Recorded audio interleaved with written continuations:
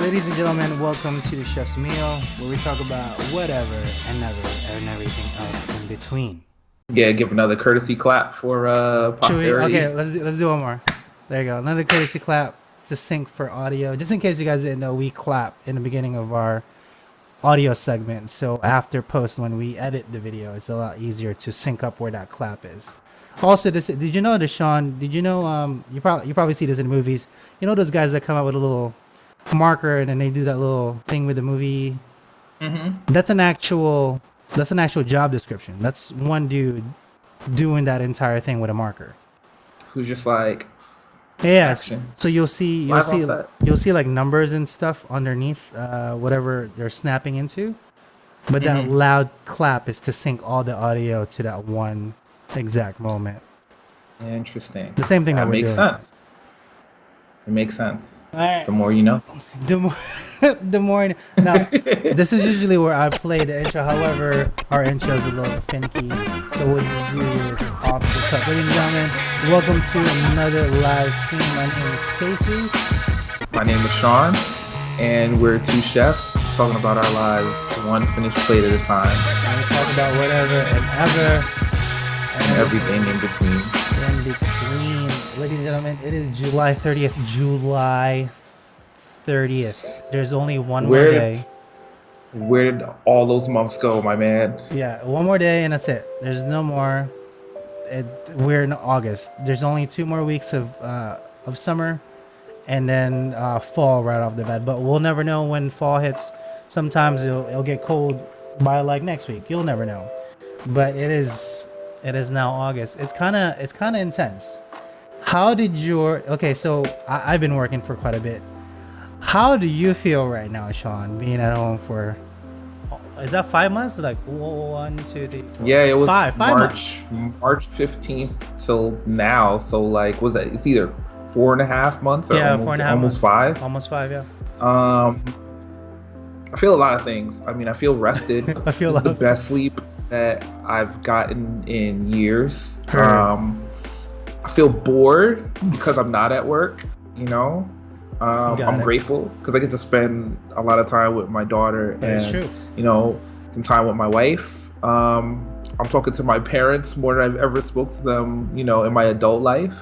So, you know, and I get to see my niece and my sister, and it's good for those things. You know, it's good. Like, this is an unprecedented time, and, you know, I'm well aware that there will probably not be, hopefully, you know, at least not for these reasons, be a time in my life where I like have this much time until, you know, retirement. Yeah. Well, I mean, it's a little rough out there, Sean. That's all I got to tell you. People haven't driven in so long, and they kind of don't know how to drive. It's kind of that's another thing to tell you about my predicament today at the Parkway. Because it's like a different way now I have to go about, right? So my only update for you is, one, my regular day schedule looks like a 12-hour day pretty much. That's indefinite. So I go in at 9, I leave by 9 if people don't stay. We gotta clean the kitchen, gotta put it away and all that. Today chef gave me the keys to the cooler and one of the lock boxes so I can close finally. So you're official. I don't have the title still. I'm still in training. 90 days. So okay. Was it July? Maybe by end of September I'll have fully integrated. But for now I have the keys for at least the coolers and the storage box. But it's an interesting flow. I still can't wrap my head around it. I was talking to him. I was like, hey, do we have some kind of point of sales or some kind of KDS system or whatever kind of, however you guys ring in, is there any way we can see it? He's like, yeah. I was like, okay. Am I able to see those numbers so we can forecast? This is so between Sean and myself, we are two chefs. We've been doing this for a while in corporate setting. Forecasting sales is what we do on a regular basis, on a weekly, so we know how much food we need to order to get us through for the week, right? Right. And it's not necessarily a guessing game, but it's more of we can plan it accordingly to what we did last year, so we can see the sales, and then just fluff or decrease depending on business on what's happening. If we're maybe the weather's gonna go bad, or maybe there's a snowstorm, or whatever, we can predict that a little easier if we have a forecasted sale that we can go off of. Sure. I mean, you can use those numbers to make a lot of other informed decisions. I mean, it's not an exact science, but it's super, super helpful. So, if you know a business that you're anticipating, you can figure out like how you need to staff. Yeah. You can do some menu planning, because you'll know that like in any given week or month or quarter, you're going to be able to do this amount of business, and maybe you can reach out to suppliers and negotiate pricing on things that you'd like to produce as far as the menu is concerned, based upon the revenue that you think. And it might even help. Well, it'll definitely help you keep your numbers in line in terms of waste, because you'll know like, well, you were expected to sell roughly this, you brought in this, you actually did this, and then if you're keeping good daily logs, that you can and that you can refer back to, and that's the key, then you can kind of see where like the business ebbed and flow, and kind of use that information to inform the decisions you make in the future. Absolutely. So that's how we kind of go about our business as chefs in managerial positions, to forecast sales and everything else, to better predict our numbers, and to better serve our community with food, right? To make sure we don't waste too much, but also not to over order as well. Now, in this building, chef says he only does inventory once a month, which is a little too much for me. I was like, okay. Today I was going around the building. I was like, hey chef, would it be more efficient if we had closing sheets? He goes, I love closing sheets. He just looks at me. I was like, heard, I'll make the closing sheets. Now, to give a little bit of perspective, I'm not trying to trash our place or anything. He has gone to this what he calls hellhole last year, full blown. Management like just leaving. They fired a whole bunch of staff. The former exec and the sous got fired last year because they were doing some iffy shit. So he had to kind of rebuild on top of that. And he has corporate background too, but all on top of it, he didn't have a sous chef nor a kitchen manager to kind of help him like align all the processes, right? This is where I come in. This is my third week. The first week was banquet.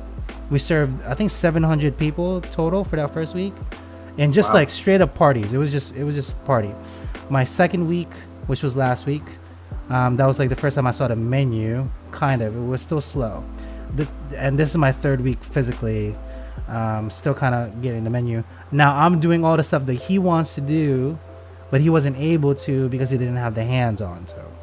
Okay. So this is where I'm alleviating his kind of pain. So on the screen, I'll bring it up right now. Sean can see this before you guys. Let me bring it up real quick. So this is what our menu kind of looks like. So starters, soup of the day, spin dip, of course, is like classic, right? We have a hummus platter. All of this, Sean, we make in-house. There's no like all stocks, all sauces, we make in-house. Every preparation you can think of, we make everything in-house. The only thing we buy frozen are obviously you can cold hold, French fries, chicken tenders. Those are pretty standard. But everything else that you see here, if we can make it fresh, we make it fresh in the building, which is insane because we don't have prep cooks right now. So we're doing prep stuff also on top of doing service. Chicken wings, calamari, pretty standard. I'm gonna say classic Americana on the menu, kind of, right? The salads kind of change every now and then, but field greens and Caesar stay on the menu. Okay. For this current season, we do the beaten goat cheese salad. It doesn't sell pretty much, but it's pretty banging. That salad, a Cobb salad, pretty standard, and a tuna niçoise salad, all together. And then there's three sections to it. There's a patio and then there's a pool. Pool menu is like the lunch menu, burgers, fries, sandwich wraps, all that, smaller. And then the patio, which is the pizza oven. So this is where you see the wood-fired oven pizza. We make the dough in-house. We keep it, and then we fire all these versions of it. Desserts are pretty standard. And Sean, you see this? chocolate brownie with hot Yeah. fudge. What does that sound like, Sean? That lava cake. I can't get away from it. It's a fucking lava cake. It's a can't lava get away cake. from it. Okay. We do have some vegan fares. We make this in house. The black bean veggie burger, pretty delicious. It is so intensive on the prep that I told him, I was like, why are we prepping? Why? Can we just take it all out, all of us? It's too much work. I mean, I guess if you had those analytics, you could figure out how many you were serving in any given week and scale your prep accordingly. Exactly. You're just like, so, we only sell 10. This is why we'll make 8. This is why I bring it up, right? Light fare turkey club, pretty banging. But you see here, it also has turkey burger, another item that does not sell, but we prep a crap ton of. It's like, why? So I'm asking all the questions why, and here's the main entrees I was kind of working about. I'm asking all the questions why. I'm asking all the questions how. I'm asking all the questions where, so I can kind of plan ahead and kind of guide him to what we need to get everything accomplished. So today, between 5 and 7, I was dead. There was nobody for service, like for dining hall. But we do have a party. We have a 30 top at 7:30 that we take care of. So during that time, I had my par sheets. I made closing checklist for the stations. So this is my station: saute, grill. I basically labeled all their ingredients. We will give this to chef every Sunday, because it seems like, and I'm trying to wrap my head around this. Friday, Saturday, Sunday, they don't think about anything prep just for that day, and then Monday, Tuesday, it just dies because the dining room isn't open.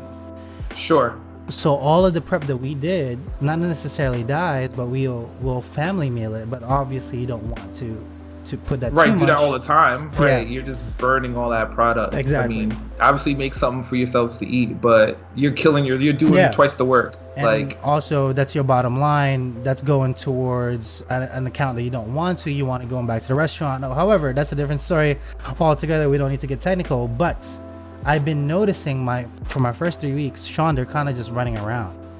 It's not like chef doesn't know where the stuff is, but the cooks are like, where's this, where's that? Chef doesn't know necessarily where it is because he doesn't check all the stations with his hands and sees it.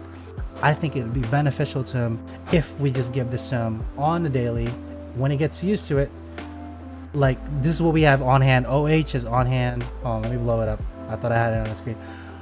So this is what a closing checklist would look like. This is what Sean and I would actually have on our sheets at our previous restaurants, and actually on his restaurant right now he would have this also. Saute would be on hand. That's OH. This is what you good, and then chef will put prep however he wants for that day, week, etc. So, and then the person or the cook on the line is going to come in the next day and then be working from the prep line. Correct. Ideally. So this is what I kind of took account of all the items.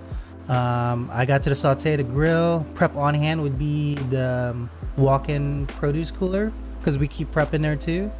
This is all that we have. And then pantry, which is the other one right across from us. He has like the most of the items there.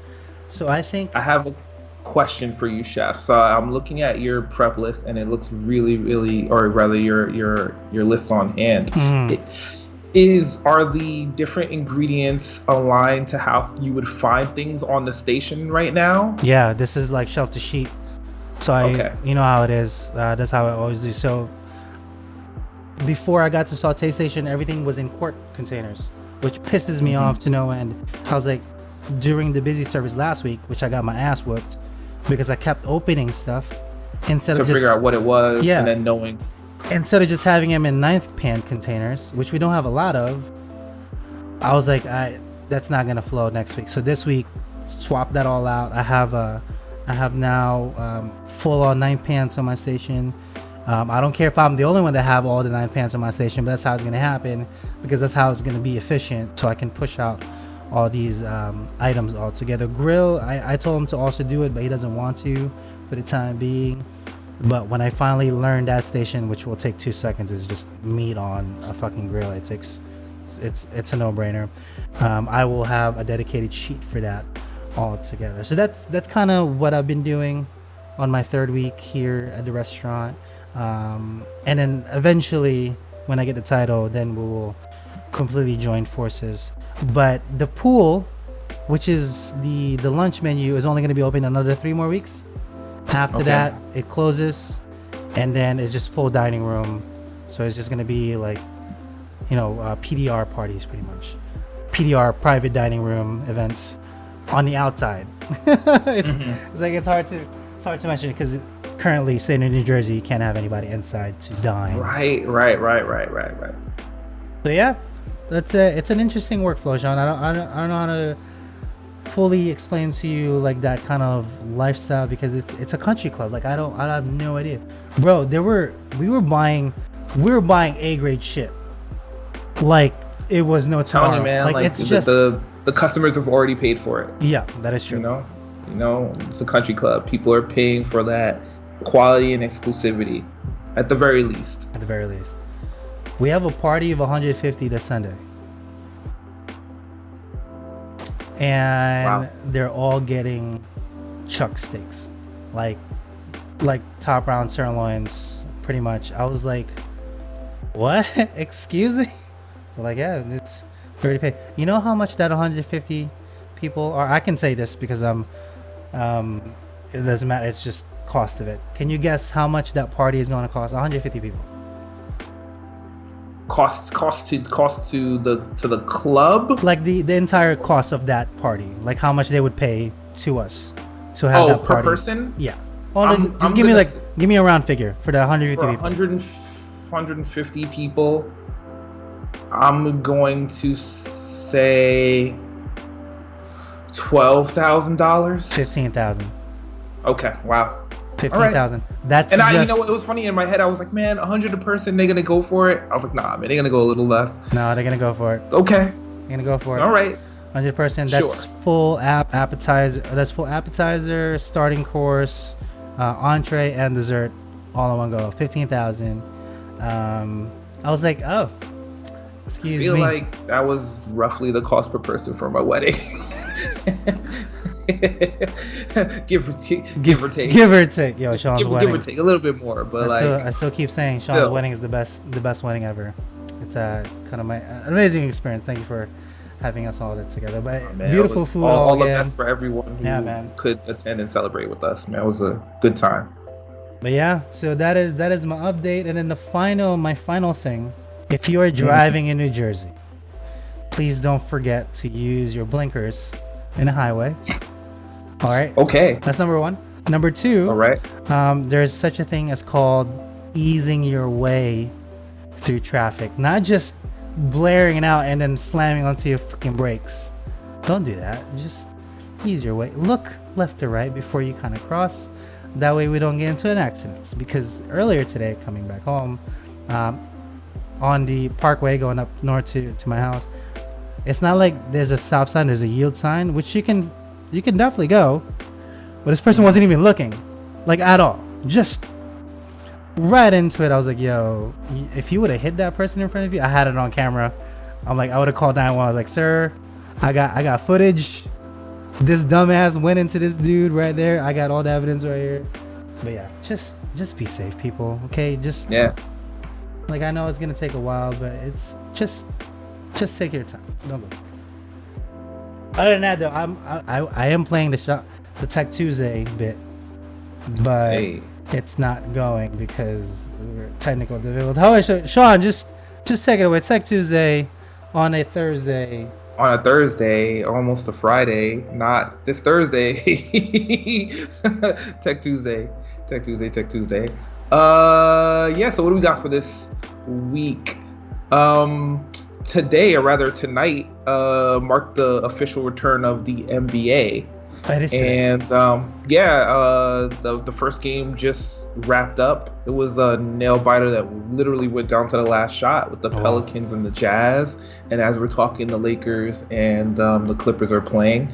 And some interesting technology happening with the NBA broadcast, and also with like the MLB and the NHL broadcast. And it's kind of linking the best of like internet technologies, some of the best of like upcoming video game technologies, to try to make the experience as close to what it would be if you could have fans in attendance. Oh wow. At these events. So I know that you didn't get a chance to see it, but maybe you'll get a chance to see like a replay, you know, or some highlights later. But what the NBA is doing is obviously they're having like the players social distance when they're on the bench. They're spread out, of course.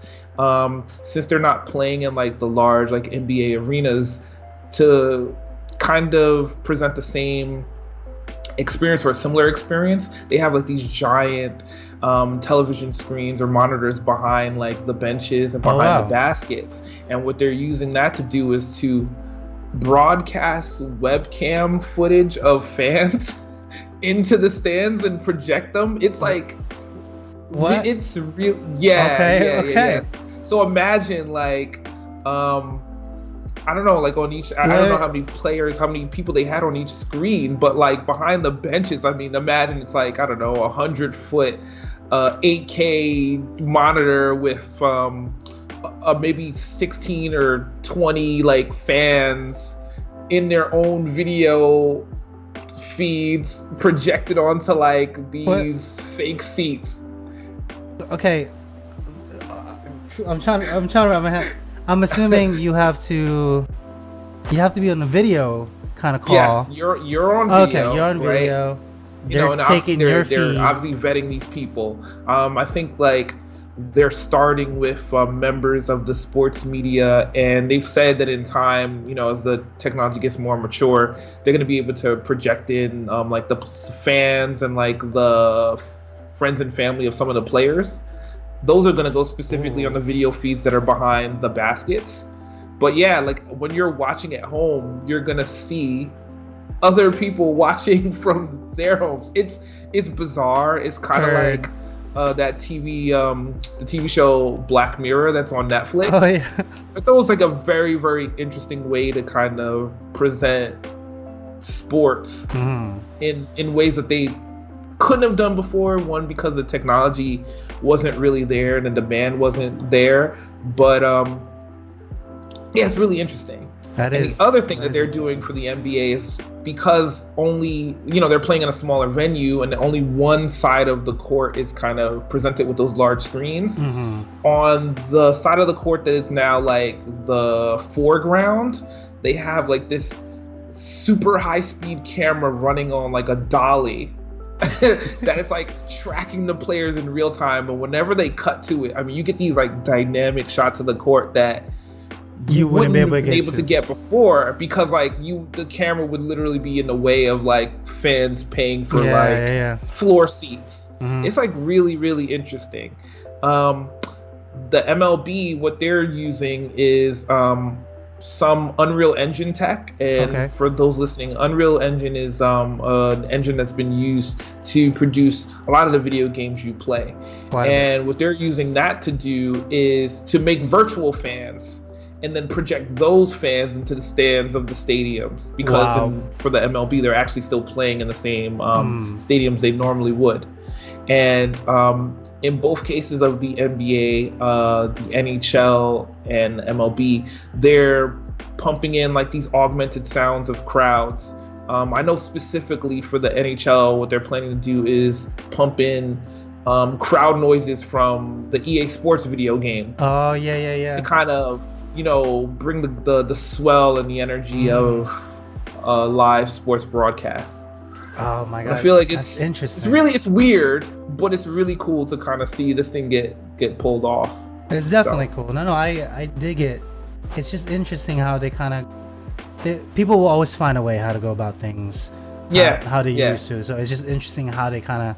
It's interesting to see how they kind of go about it. So I'm interested to see it tomorrow when I wake up a little bit before I have to go to work. One thing I thought was really interesting was like during one of the timeouts during the NBA game, they do the thing where they interview the coaches on like the sideline. And obviously all of the coaches, they have like their masks on, and the interviewee, this member of the sports media is interviewing them with a mask on. In my head, I was like, what if basketball, but everyone was a ninja?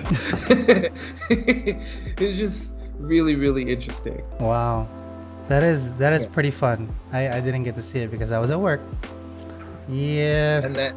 And my other thing for Tech Tuesday on a Thursday and not a Friday was today there was another satellite launch of a new rover that's heading to Mars. Rover.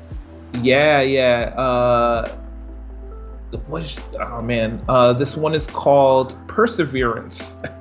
And what's cool about this one is it's more efficient, and it's also going to be mounting a helicopter drone unit that's going to be able to fly from the Mars rover and collect data and take photos in ways that they couldn't have done with the Martian rover that was sent up a few years past. Yeah. Wow. Yeah. It's going to be launched in Florida. Yeah, when it literally took off today. Oh, that is today. That is today. Yeah, it was today. Wow. So it's still got quite a trip up to Mars, but as someone who really is interested in space and the technology that's used to propel and keep things up and out there, I'd be really interested to see some of the sites and the information that's able to be gathered and transmitted back to you. Wow, really cool stuff. It is pretty cool. Anything from Mars, anything we can get those green goblins down here to zoom us out. What movie is that? Bring them on 2020. Isn't that Independence Day, right? The Green Goblins. Am I thinking the right one? Or is that a different movie? Not the Green Goblins, but the green Martians. Mars Attacks. Mars Attacks. Thank you. Mars Attacks. Yep.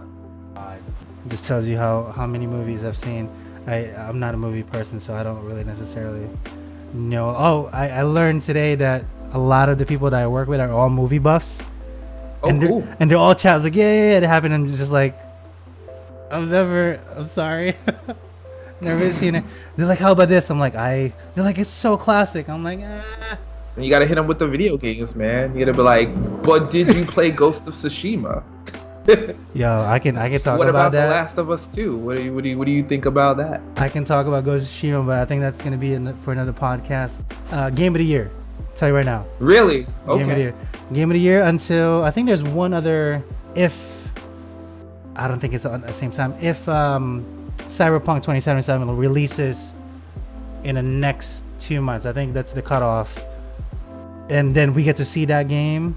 Maybe it's a good comparison, but if they release after September, you're just writing it off. Yeah, they'll have to be considered for 2021. Yeah, it's a cutoff in 2021. But right now, been a good year for video game releases. I mean, I haven't played Ghost of Tsushima yet, but I did play through The Last of Us 2. Mm-hmm. I thought that one was really, really cool. I really wanted to dark, play. But it's really good. Really good. I just wanted to play it to that one spot where she can play the guitar. And check this out. There's quite a few spots. Check this out. Just go to that spot, go on stream, and ask people to give me suggestions for songs, and I'll play it live right there in the fucking game. If I had time, Sean, I do not have time anymore. You don't have time right now. Man. It's a sad. You gotta make those prep sheets.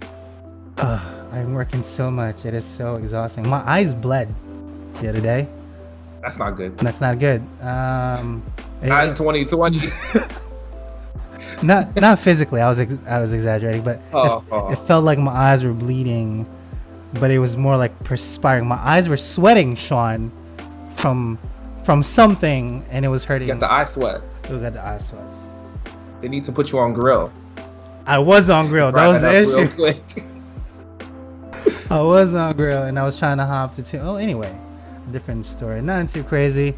Is that good for Tech Tuesday? Nothing too crazy. Yeah. That's what I got. Wow, Sean, I wanna bring this to your attention. So you know that I got shoes, right? I I went ahead and said, chef uniforms, go ahead, go get their shoes. I'm telling you right now, do not get their shoes. They're a piece of crap. Oh, the KURU. Wow. But not these. These are different ones. Okay. The chef uniform one, horrible customer service. They don't get back to you at all. And they sent me one of the other pairs because apparently it was used. And I'm like, yo, I just tried it on in my house. Like, what's going on? Like, there was a crease. I'm like, okay, so you're telling me I worked for 10 minutes in my house to get used to it, right? And just because it has a slight crease, that's $90, just like that. And it was a piece of shit shoe. And then remember, I ordered 2 shoes from that company, 2 different types of shoes. I left a scathing report, bro. I'm like, you guys are piece of shits. This is why Amazon is winning. I think I got through to them. I think I got through to them. They refunded the other one, just for fun. So I only wasted $90. It was a horrible. However, Sean, if you are in the marketplace for awesome shoes, and I will be. This is the company that I've always gone with. I didn't know that they finally released a non-slip version. Sean, when I tell you your fucking feet will fly on clouds, like it just feels so good. Your feet feels like it's being kissed by angels the entire day on your shift. These are it. KURU shoes. They taught one of when I say taught, like they always promote that they have the best like soles in the game for comfort. Yo, they don't lie, man. But I mean, the dude in the picture is jumping like Super Mario, so they got something going on. This is the only issue, Sean. Are you ready for this? All right, so I mean, it's a lot, but if they're that good, yo, then you know you pay for what you're gonna get. You pay for what you get. I've had these for 3 weeks now. My feet hasn't hurt at all. It is in pristine condition. It feels amazing, grips well. I even tried it on oil slicks at work. I was like, just to make sure. I mean, hey, it's non-slip, right? It's rated for oil and all this. It was fine. And then you can either gauge it if you have a medium feet in your width or wide, which I have. And Joe, it just fits so well. I can't talk about this brand any more than I can. Awesome customer service. I mean, you're paying $150 plus shipping. That's like $170 right there. But they are so good. Highly recommend it. And then they make regular shoes too. It's just not it's not just non-slips that they make. But if you have problems with your feet, like high arches or heel spurs, give these shoes a try. Okay, just I'm telling you right now, if you're in the same business we are in a restaurant, or if you work in the hospital, or if you're standing a lot for a long time, try these shoes out. I can definitely tell you right now, highly guaranteed, they will make your life easier for yourself. Your feet will thank you for it, and you will feel a lot better. You won't be pissed off. You won't act like you're hangry trying to attack somebody. I mean, nothing is worse than working all day in some uncomfortable shoes. I mean, you literally can't escape it. Cannot, because you're standing or moving. The only thing that kind of gives you in a segue, if you're busy, then you forget that your feet are hurting. But as soon as that goes, I was gonna say, as soon as you're done, your body will definitely let you know. It's like, bitch, we on now. Okay, so really quickly, into the food news. There's not too much this week. As you know, New Jersey, New York, we still have a lockdown, or rather, we still don't have indoor dining. So it's a lot different where you are hearing this. That's what I was trying to say. However, there's some items that are on season. I thought this was funny. Nordstrom Rack, out of all places, is slashing the price of this beloved rice cooker. Sean, do you know what this rice cooker is? I mean, it looks like a typical rice cooker you might find in like a Japanese household. I would give you the buzzer sound. And this is the BMW of rice cookers, Sean. These typically run for $300. These fuckers are $300. Damn. I don't know why. I don't know why you would spend $300 for them. I wouldn't buy these. I would buy the $25 piece of crap ones because they do the job just as fine. but these are on sale for Nordstrom Rack apparently. So if you're a Nordstrom Rack shopper, make sure you check this out. If you're looking for a rice cooker, did I even tell you how much these are? See, look. Well, that one is $125. But look, these are $280s. This is what I was trying to say. $300 for this. They're now $240. Ooh. How do you? That 20% off, Sean. They're trying to push us out. I feel like if you are in the position where you're cooking enough rice frequently enough that you need a rice cooker, you should be getting the best rice cooker you can get. But what if I told you this only holds 5 cups worth of rice and you're paying $240 for it? I mean, I guess if you're like a single person who needs a lot of rice and quality Sean, rice, that is not the answer, damn it. You do not get this damn rice cooker. Go to ShopRite, go to Stop and Shop, go to CVS. It doesn't give go to CVS. Yo, get that $20 rice cooker that's on their shelf. That will do you the job. Behind the counter next to the cigarettes. Get that rice cooker. They know what's up. That's what's up. I'm telling you right now, even if an Asian was to go past nearby, they're like, oh, yeah, good rice cooker. I'll tell you right now, for a fact, they would tell you that.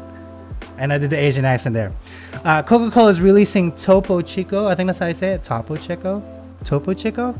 Spiked Seltzer later this year. And this is their rebuttal to White Claw. You know that meme right now, Sean, about the whole White Claw I thing? know the meme. I haven't had a White Claw. Do not have a White Claw. Okay. Do not. It's disgusting. It's horrible. It tastes like flat water. If water can taste flat, it's disgusting. This is hard seltzer though, so it's like a different feel altogether. But it's coming out 2021. So look out, Coca-Cola. Burger King will give you a free Whopper when you download its app. Sean, I mentioned this to you before. Do you remember? I think it was the Whopper too. Also, when McDonald's was having their little tiff at one point, right overseas, and Burger King was like, for their promo was, if you go into a McDonald's and order from their app, and they will ping your location, make sure you're at McDonald's. All you have to do is leave that McDonald's and you get a free Whopper on their end. The greatest marketing sales pitch right there. I think they're doing the same thing again with this free Whopper app, but this is obviously because COVID. They want you to come into the store and order. How do you feel about free burgers, Sean? I'm down with a free burger. I might not be down with having Burger King on my phone. I wish. And I'm saying this as someone who likes Burger King, but I think it just might be a little too dangerous for them to be able to like hit me up in the middle of the night, to let me know that the burgers are ready. That's a no-go for you then. Guy Fieri made a spaghetti waffle topped with cheesy chicken parm, and it looks incredible. This is like their little promo fit. I don't want to play it all just because. Only in America. Only America. Basically a chicken and waffles, but he topped it with spaghetti, which is kind of cool. How do you feel about chicken and waffles, Sean? Let's talk about that. I think it should be the staple American food. I think you should be able to go into a movie theater and instead of getting a bucket of popcorn, you should get a bucket of chicken and waffles. Oh, on the side. Yeah. Like by itself, just like sticks or something. And then we should change the national anthem. You know what I'm saying? Like the Pledge of Allegiance. And to include some sort of chicken and waffle reference in there. I think it is that important. Fried chicken is great. Fried chicken is waffles are great. Waffles is amazing. Syrup is amazing. So when you combine all three of those things, and you should, chicken and waffles is something I stand by. Okay. If Burger King had a chicken and waffles app, I would definitely put that on my phone. You heard it, folks. Get on that Burger King. Chef Sean wants that chicken and waffles from Burger King. Make it happen. Let's make a petition right now. I keep forgetting to say that, Sean, we are live right now. You can view us on Facebook right now. We are on YouTube. Make all the links over here. I need to keep saying that we are live. We are on YouTube. Please subscribe to us. We're almost we're almost at the 100 subscriber mark where we can change our name to finally to say Chef Salty Pork. So once we get there, change our name. It's not just a whole bunch of letters and numbers all in sequence, but once we get to 100 people, let's make it happen. Let's keep on going though. Starbucks has opened about 30% of company-owned stores for a limited seating. Now this is pretty serious. People, we still need you to wear masks, and you still need to be socializing. This is kind of their slow roll. Now, obviously, this is not in New Jersey. They can't do this yet, but in other states, it's a different law for the time being. Okay, the company is also planning to expand its curbside services, much like Chick-fil-A. Chick-fil-A has like the best freaking service right now for outside curbside. Oh, you know what? I have to second that. So I went to Chick-fil-A. Ooh. There's one in Brooklyn right across the street from the Barclays Center. Mm-hmm. And honestly, in my little bit of like, going back and forth and driving through the city, I always pass the Chick-fil-A and I always see the line in front, and it's very intimidating because there's no place to park over there. Correct. There just isn't. But running some errands, I was like, you know what? Let me stop over there and see what that's all about. If you have their app, and even though I just talk shit about Burger King and their app, if you have their app, I mean, you can order ahead. They're gonna have the food prepared, and you can just stroll up there and get it. If you don't, I mean, you can still obviously order in person, which is what I had to do. The line moved quick. It was super organized. Everyone was moving as safe as possible with all the COVID-19 concerns. Yeah. In and out. The food was great. Got my sauces. Yeah. Did you get Chick-fil-A sauce? Chick-fil-A sauce? Yeah, I got that Polynesian sauce. Oh, the Polynesian sauce too. Man. Yeah. That's it. Shout out to Chick-fil-A. I think I'm telling you right now, petition for Chick-fil-A to run DMV lines. Tell you right now.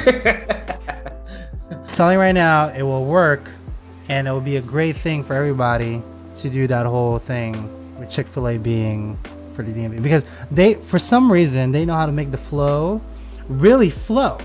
And big up to. I will double down on that. I mean, I know you were telling me about the Chick-fil-A by you that has to do obviously more drive-through. Yeah. And diverting the lines and having people take orders with like iPads and making sure everything was like, that was pretty cool to see from a distance. Yeah. But to see it up close, with foot traffic and everything being marked off 6 feet, and it was a good fast food experience. Yeah. Would do it again. Yeah. Chick-fil-A is pretty awesome. You can get new Fruit Loops donuts and donut holes at Tim Hortons. Tim Hortons is a Canadian thing. Okay. Yeah. Donuts and coffee. I've had donuts every other way. I don't particularly like the breakfast stuff on top of donuts because I think that's a cop out. Ooh, let's take this, crush it on top, call it a day. How do you feel about it, Sean?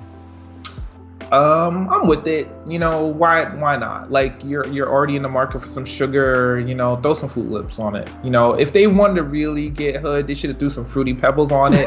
But but I guess Fruit Loops will get the job done. Yeah. Heard throw in some hood, some Fruity Pebbles. I never got into cereals. I don't like, it's too sweet for me, in my opinion. Interesting. I don't have a sweet tooth anyway to begin with. What was the quick breakfast go-to in the Philippines? Fried rice. Okay. Yep. I mean, look, it's no different than some Rice Krispies Americans over here. That is true. Oh, keep it pushing. We call keep it pushing. Whatever food that we didn't finish from the day before. That is your breakfast plus eggs. That's it. Perfect. There you go. That's what fried rice is. Okay, nice and easy. That way we don't get to all the tough. Werther's Original is selling fall candy flavors. I really thought this was interesting, like caramel apple, pumpkin spice, and cinnamon creme. Now I say this because Sean, fall is around the corner, literally around the corner. Pumpkin spice. This year word is so weird. That word is coming, Sean. The pumpkin spice lattes are coming back. In the she shed, I'm sweating, and it still doesn't feel like summer. And now I'm reminded that the fall is almost upon us. Now I say that because I have another Starbucks coming up, but Dunkin' is expected to close 800 U.S. stores in 2020. How do you feel about it? Thanks, man. I mean, it sucks. It sucks for a lot of reasons. Because if that's 800 stores, I mean, that is probably at least 2,400 employees. Yeah. You know what I'm saying? At the very least, and that's only that's only saying 3 people work at each, and it's a lot more than that. It's a lot more. This year is really tough, and obviously people are not going to Dunkin' Donuts because they're not going outside in the same ways. We can't go outside. I will say on my jaunts out, we definitely hit up the local Dunkins to get like an iced tea or something. But yeah, man, it sucks. Hopefully that company is strong enough to rebound, and the market will correct itself when the demand for coffee, relatively inexpensive coffee on demand goes up. Yeah, I say Dunkin' is still the best coffee spot in all of the U.S. These people are addicted to coffee. They have coffee every freaking way. I don't care what you call about Starbucks, etc., etc. I don't even care about for the indie shit where you talk, you go to like a cafe. Same thing. Yo, Dunkin' Donuts own you guys. I don't care. Now we can talk about percentages if you guys are interested in that. Sean and I can delve deeper into numbers with you guys, because we're very versed and well known on what we're kind of going about in restaurant wise. But just to give perspective, 8% of all U.S. total footprint. So let's say there's 100 stores in the whole U.S. 8 of it is gone. Just to give it a round kind of percentage, give you a ballpark number, how that percentages work by hundreds. I don't know if people know this. I was explaining this to somebody the other day. They're like, what's 20% of 10? And I'm like, $2? Like, I don't expect to. He's like, no, but it's like, okay, you know what? You take your time. Dunkin' also said its same store sales dropped by 18.7% last quarter. That's a lot for a restaurant to drop in a quarter. Typically we swing 2 to 3%. That's okay. That's still viable on our swing, what we call the peak and the low on our bottom ends. But 18%, yo, that's like 2 years worth just shot down. So that's why they're kind of closing. I only got a couple more Starbucks to bring back the pumpkin spice latte this year. Too soon, man. Is it too soon though? I mean, it just feels like I said before. This year is so weird. Like where is the time going? And now it's pumpkin spice time. In our restaurant we would probably be serving the pumpkin cheesecake already. Like it's starting to roll out. Like, about it. Yeah. It's starting to roll out either like next week or the week after to combat the same thing. Because whenever it's pumpkin season or whenever it's pumpkin spice or whatever, we follow what Starbucks and Dunkin' is doing. Because obviously people will get it a lot more. And if the restaurants don't do it at the same time, when people come in, they're like, yeah, we don't want that. We already had it. I'm off that. Nutmeg and cinnamon. It's like, it's all gone already. So we need to kind of be in the same flow. And then the last, Sean... You know my boy Aldi's looking out for me. Oh man, Aldi's. Aldi is selling a Euro pizza. So welcome to your next favorite food combo. It's a Euro pizza. Can we get a picture of like the Parthenon on the box? Sean, can you guess how much this pizza is going to cost? This is a 16-inch pizza, by the way. Okay, it's Aldi's $6.99. Final answer? $6.99. And survey says, oh my god, $3.99. What a deal for what I thought it would cost. You could almost buy 2. Sean, it feels like if I eat it, it will give me a bad time. You know what I'm saying? Like that's what it screams to me what a $3.99 meal is. But I don't know. I don't really eat cheese so much or any kind of dairy because lactose, and you are also. When we do eat, we got to make sure it's worth it, like ice cream. But this ain't it, Sean. This ain't it right here. I don't know. What, you don't like olives, feta cheese, and banana peppers? I do, but not from Aldi's. It's only $3.99. You could afford to make a bad decision at least once. Just for Aldi, though. Well, that is all we got, ladies and gentlemen. Again, I do want to say we are live every time we do go on. Today is Thursday, July 30th. You can get all the links right here on all the Burmac Rush Hour. Chef Salty Pork on YouTube, MetroCard X on Twitter. Hit up Sean and AskChefSalty at Gmail for any questions, concerns, or any topic that you guys want to talk about. If you have any favorite recipes you guys want to get us over. Ooh, it'd be more fun if you send us a video of you cooking it and be like, Chef, how does this look? Ooh, I think that'd be a good series. Like, send us your plates. Oh my God, yes. Send us your plates. That way we can just talk crap about it. We're not. I'm lying to you. That we're not that harsh. Sorta. Sometimes it just depends. Especially if you don't wipe the sides of the plates. That's completely no. Other than that, though, ladies and gentlemen, not too crazy. We'll be back again next week. But just for funsies, what's in August? Nothing. There's nothing in August. It's just Labor Day. That's what we're waiting on. Labor Day is the next big kind of holiday. Yeah, that's it. There's nothing in August. Labor Day is September. In restaurant wise, Labor Day is like not necessarily your last hurrah, but this is your last breath per se before Christmas. That's it, man. It's time to put away those boat shoes and put on those galoshes and get ready for pumpkin spice season, because that's what the fall brings. Yeah, Labor Day is that, at least for the fish restaurant, right? If you can remember, before Labor Day, we're like, okay, there's only one holiday that separates. As soon as Labor Day happens, I'll tell you, as soon as Labor Day happens, Rosh Hashanah happens, meaning a lot more fish will be consumed by everybody. Autumn comes in, Columbus Day, right in October, Halloween also, and then as soon as Halloween's in, Christmas. So that's how you have to think about in restaurant format. So Labor Day is like our last kind of final. Let's take a deep breath. Let's get ready to get our asses spanked. But I don't know. I'll let you know how it is at the restaurant that I'm working at. I think it's a different lifestyle there, because I think they're closed for Christmas. So I don't know. I have no idea, Sean. I'll tell you. But other than that, though, you want to give them one word of the day? Oh yeah, for sure. So recently Revel had to kind of cease operations in New York City. And if you guys aren't familiar, Revel is a company that has like Vespa-like scooters for rent, so you can get around the city. They're electric, so they're not going to do too much like eco damage. However, like they weren't really setting themselves up for success, nor really setting their customers up for success. So it didn't really take too much to like be able to rent one. And as such, there were a bunch of unfortunate accidents, with riders.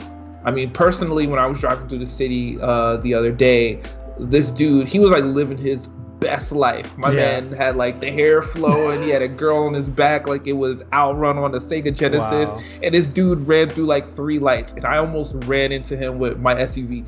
And honestly, if it wasn't for like the lane detecting like software of the car or hardware of the car, somebody coming in. Yeah, because he was like driving backwards in the bike lane and ran a red light. Like, it was everything you could be doing wrong. This dude did wrong, and luckily my car was smart enough. He was like, "Hey, brother, if you you put on this brake, otherwise you're gonna murder someone, and everything's gonna be bad." But so yeah, my word of the day is, I know we all been in the house. Some of us are getting out to work, and there's definitely still some sunlight out to play in the summer, but be careful. Yeah. Obviously, we always tell you wear your mask, but also wear your helmet. Just be careful. There's a lot of life to live if you're willing to live it, but you take the proper precautions. So that would be my word. Deep right there. Or you can just go outside, turning your brain on, and just not be stupid. But who does that, Sean?